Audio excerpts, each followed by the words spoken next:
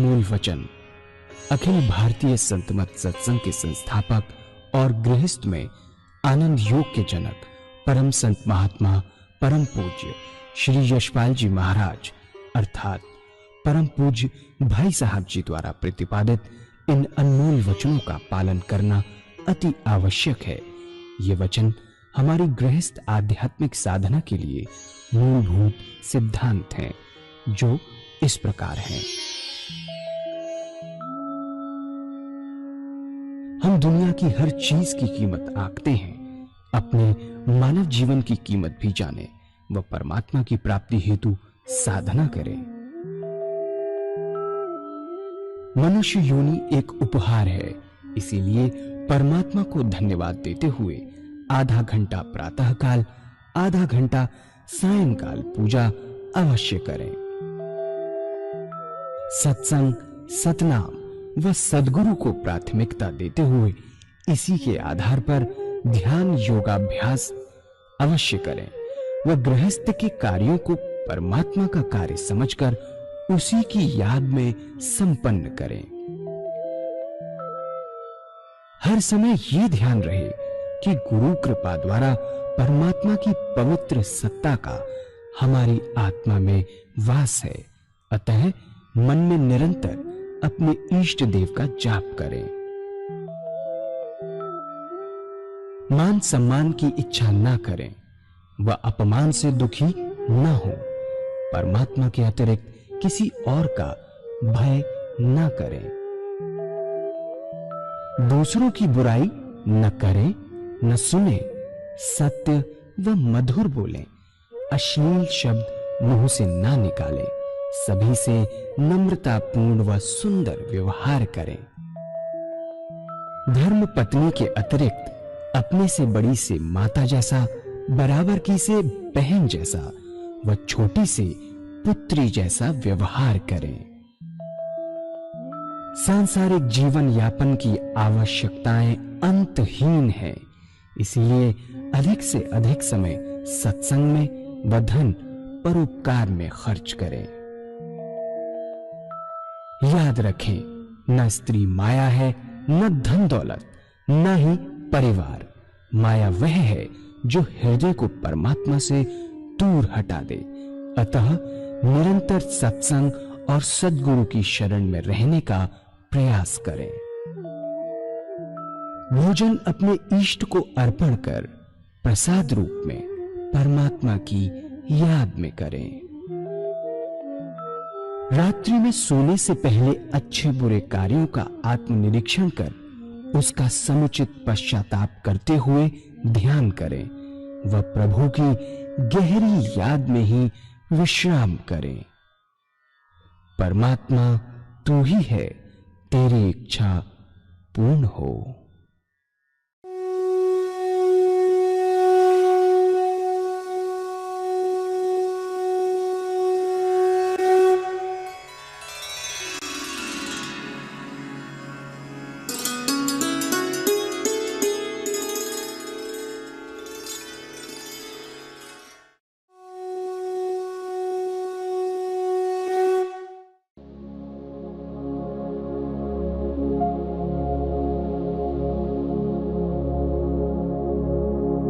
जय सद्गुरुदेव जय पद शरणम श्रेयस्वरूप चरणों शरणम। जय सद्गुरुदेव जय पद शरणम श्रेयस। हमारे महाराज जी के पास उनके एक साथी भाई थे, वो पधारे, बहुत सी बातें की और बड़ा प्रभावित हुए वो महाराज जी के पास। जब चलने लगे तो कहने लगे कि आपकी बड़ी बातें बहुत प्यारी है, बहुत अच्छी है, लेकिन मुसीबत ये है कि हमारे पास समय ही नहीं है। महाराज ने कहा कि अच्छा समय नहीं है, आप क्या करते हैं? तो उन्होंने कहा साहब मैं ऑफिस में एडमिनिस्ट्रेशन में हूँ और एडमिनिस्ट्रेशन की जिम्मेदारी मेरे पास है, तो अब क्या करना पड़ता है, सारा ऑफिस का काम देखना पड़ता है। फाइलों के गट्ठर लगे होते हैं, केस आते हैं, तो हर केस को देखते होंगे। और कहने लगे कि नहीं, हर केस तो नहीं देख पाता, मैं तो 10% केसों को निकाल कर देख लेता हूँ और अच्छी तरह से देखता हूँ। इससे मैं अंदाज हो जाता है कि हमारे ऑफिस ठीक तरह से काम कर रहा है या नहीं। बाकी मैं देखता हूँ कि जिसने केस बनाया है उसके साइन है कि नहीं है, उसके बाद मैं साइन करता चला जाता हूँ। और कहा कि हजारों साइन करने पड़ते हैं। एक ऑर्डर है, 15-15 कॉपियां बनती हैं, उन पर दस्तखत करने पड़ते हैं, बहुत से दस्तखत करने पड़ते हैं। महाराज बोले कि आपके लिए तो बहुत ही आसान है, जैसे मैंने आपको ही बताया। आप दस्तखत करने लगे तो कहिए ओम, लगाइए दस्तखत अपना। उन्होंने इस बात को पकड़ा, अपने जीवन में ढाला, और उसके बाद जब वो मिले तो कहने लगे कि मैं यहाँ आया था, तुम्हारे महाराज जी भी आए थे, और उन्होंने कहा था, सेवक ने कहा कि हाँ याद है, कहा था कि दस्तखत करने से पहले ओम साइन कीजिए, ओम साइन कीजिए। उसके बाद उन्होंने आज तक कोई भी कागज ऐसा नहीं छोड़ा जिसमें ओम करके साइन ना किए हो, करते चले गए। उसकी आदत बन गई। उसके बाद एक छोटी बात कहां से कहां ले जाती है। कई साल बाद वो हरिद्वार गए, इच्छा हुई कि हर की पैड़ी जाया जाए। गए स्नान करने, स्नान किया, अब पूजा करके बाहर निकले भजन बोलते हुए। ऐसे ही बाहर आए और आते ही उन्होंने अपना शरीर को त्याग दिया। ऐसा सुंदर शरीर, परमात्मा की याद करते करते फूल की तरह शरीर छोड़ दिया। एक छोटी सी बात कहां से कहां ले जाती है। तो जिस चीज को आप बार बार करते हैं, भगवान का नाम लेकर करें, इसकी आदत बनाइए। और जो बाकी बिजनेसमैन, ऐसा तो होता नहीं कि हर वक्त ग्राहक होता हो, कभी होता है कभी नहीं। अपनी दुकान पर जाइए, सामान ठीक कीजिए, सफाई कीजिए, धूप दीप जलाए, उसके बाद ईश्वर की याद में लग जाइए। आंख खोलकर ईश्वर को याद करिए। जब ग्राहक आ जाए तो भगवान की याद को छोड़ दीजिए। जब ग्राहक संतुष्ट होकर चला जाए तो ईश्वर की याद में लग जाइए। बेकार गप्पों में अपने जीवन का लाभ पर समय खराब ना करिए। या काम कीजिए या फिर ईश्वर की याद कीजिए। जब ग्राहक आ जाए तो आप ईश्वर की याद को छोड़ दीजिए। इस तरीके से जब जब आप खाली हो, ईश्वर पे, परमात्मा पर अपने मन को लगाए। अगर ऐसा करते, 12 घंटे दुकान पर रहते, 8 बजे से 8 बजे तक, तब भोजन वही करते होंगे। वह समय तो ईश्वर को देना ही है। उसके बाद आराम भी करते होंगे। अगर 12 घंटे में 6 घंटे ग्राहक आया और 6 घंटे नहीं आया, तो 6 घंटे ईश्वर को याद और 6 घंटे दुनिया का काम, कोई अंतर नहीं आएगा। जैसी आज आपकी जिंदगी चल रही है वैसे ही रहेगी। पर जोर इस बात पर है कि जितना दुनिया का काम है वो कोई समय खाली बर्बाद ना करना। अगर दुनिया का काम करते हैं तो कोई अर्थ नहीं। एक इंडस्ट्रियलिस्ट है, बड़े बड़े कारखाने खोलता है, देश की स्मृति बढ़ेगी, रोजगार बढ़ेगा, कल्याण का काम है। अगर उसकी निगाह सिर्फ पैसा कमाने पर है तो बंधन है, खराबी है। कर्म किस भावना से किया जाता है, बड़े मायने हैं। अगर उद्देश्य यही कि सिर्फ पैसा बने तब बंधन का कारण है, वो कर्म दूषित हो जाता है। अगर ये है कि परमात्मा ने मुझे ऐसी स्थिति में रखा, मेरे पास संपत्ति है, मेरे पास धन है, नए नए कारखाने खोलता है, देश की समृद्धि बढ़ेगी, रोजगार बढ़ेगा, कल्याण होगा देश का, और जो पैसा कमाने के लिए करता है उसे भी मिलेगा। भावना से बड़ा अंतर पड़ जाएगा। एक परोपकारी बना देगी और दूसरी बंधन का कारण हो जाएगी। भावना ही सब कुछ है। हर जगह लिखा होता है कि वर्क इज वर्शिप। हर काम पूजा नहीं है, पर हर काम को पूजा में बदल सकते हैं जिस भावना से करेंगे। उसके बड़े मायने हैं, भावना प्रधान है। भगवान कृष्ण के पास सुदामे जी गए, चावल था उनके पास। उसके जमाने में उस टाइम एक कौड़ी की भी कीमत नहीं दी होगी, पर भावना थी। तो किस भावना से आप काम करते हैं, उसके बड़े मायने हैं। और ये बड़ी चीज है, वही ऊपर उठाने वाली है, वही नीचे गिराने वाली है।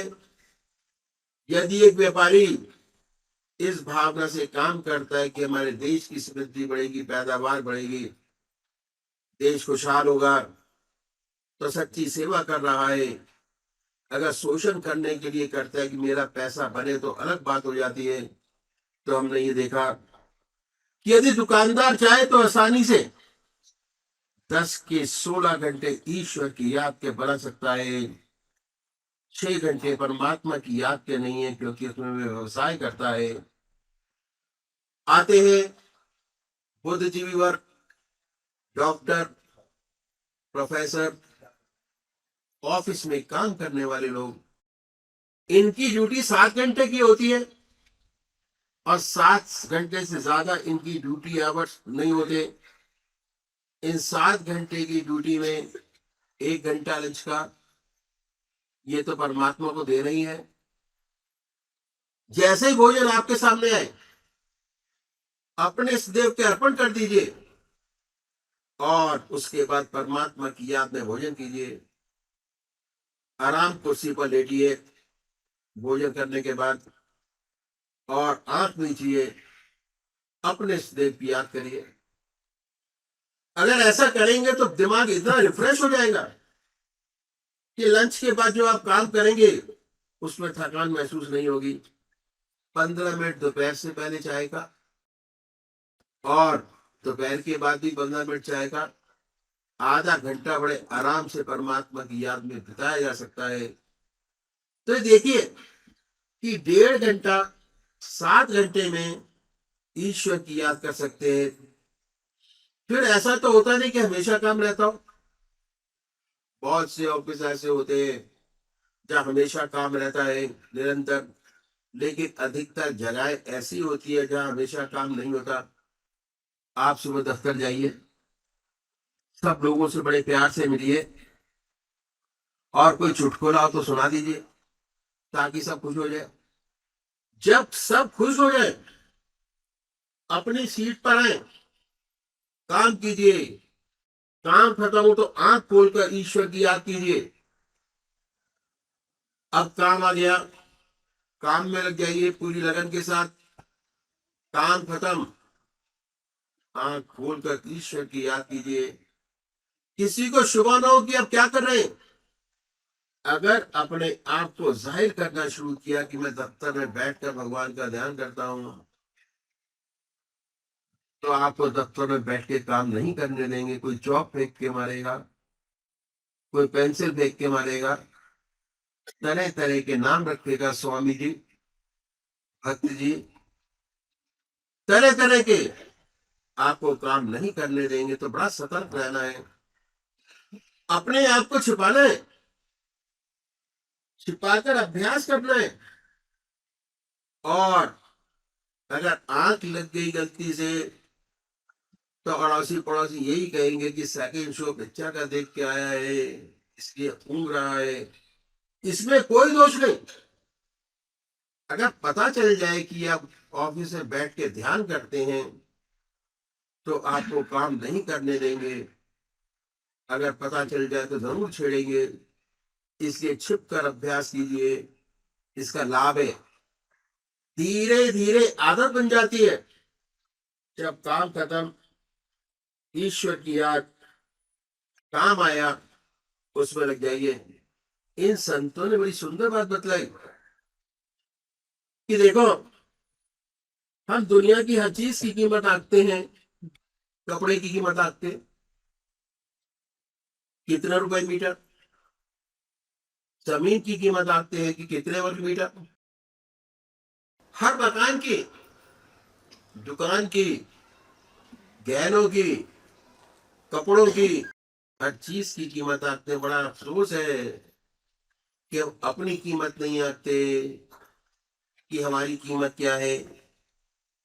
हम नहीं जानते कि हमारी कीमत क्या है। हम कभी कोशिश भी नहीं करते कि अपनी कीमत आंकें कि हमने क्या किया है, हमारी कीमत क्या है। बड़ा अफसोस है। इन संतों ने कहा कि यह जीवन बड़ा बहुमूल्य है, जिंदगी का एक भी क्षण खराब न करे, ये उनकी सलाह है। बेशक दुनिया का काम करें, कोई हर्ज नहीं।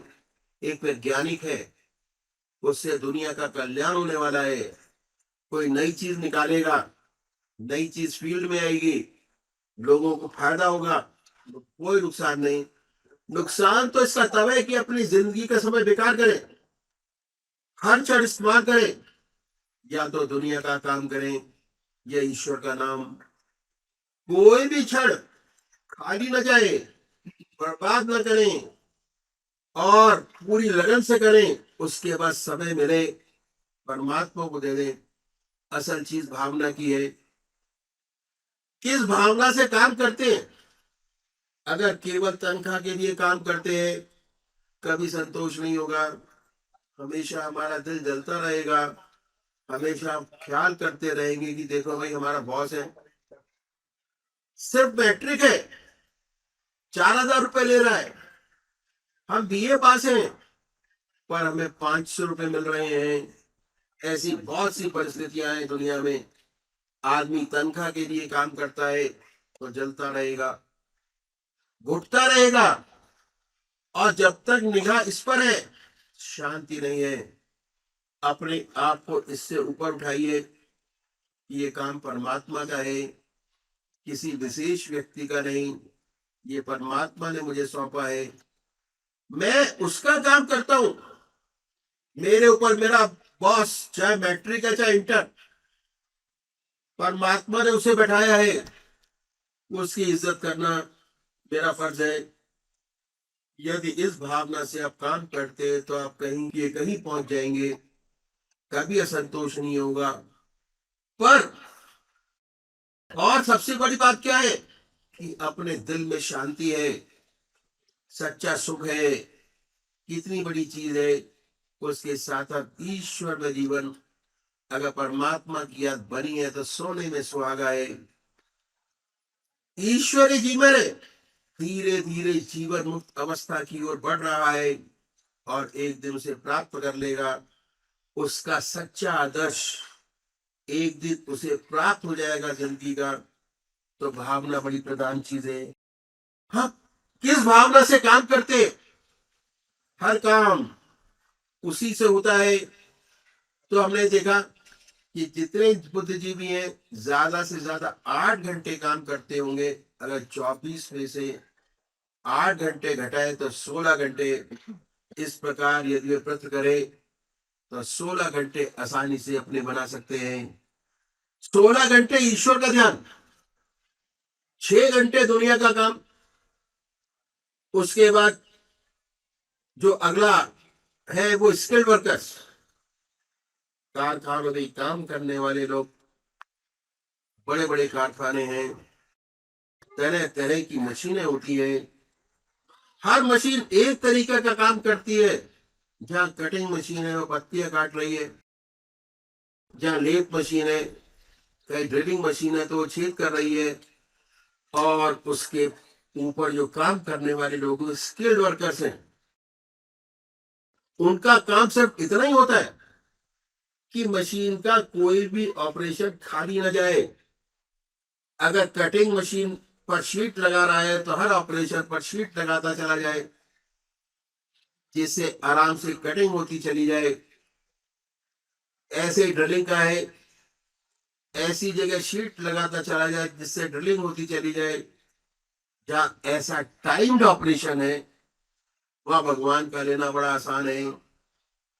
हरिओम, शीट लगाइए, निकालिए, हरिओम शीट लगाइए, हरिओम शीट लगाइए। 10% काम होगा, एफिशिएंसी 200% होगी, विथ फुल सेफ्टी। किसी बात की दिक्कत नहीं होगी, क्योंकि उसको तो सीटी लगानी है और तो कुछ करना ही नहीं है। और साथ साथ 100% काम होगा, निरंतर भगवान की याद बनी होगी। 8 घंटे की ड्यूटी में आधा घंटा लंच का और 15-15 मिनट के 2 चाय के, अक्सर बाहर नहीं जाना पड़ता। ऐसे स्किल वर्कर जिनके टाइम्ड ऑपरेशन है, वे सारी ड्यूटी भगवान की याद कर सकते हैं, कोई भी दिक्कत नहीं। उनका जीवन कितना सुंदर बन जाए, कितनी शांति का बन जाए, कितना संतोष का बन जाए और कितनी कार्य क्षमता बढ़ जाए।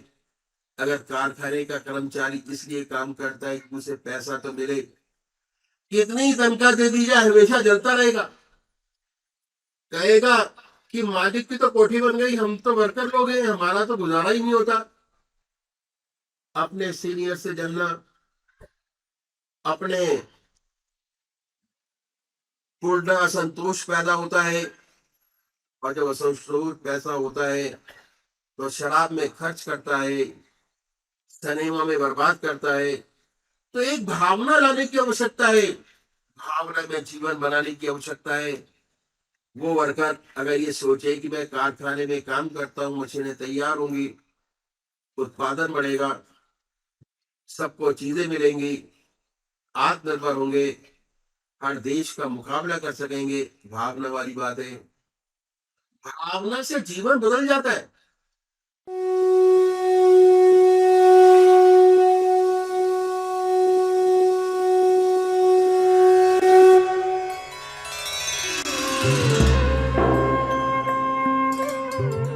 ध्यान योग के कार्यक्रम आनंद योग से निशुल्क जुड़ने के लिए संपर्क करें 9810239677।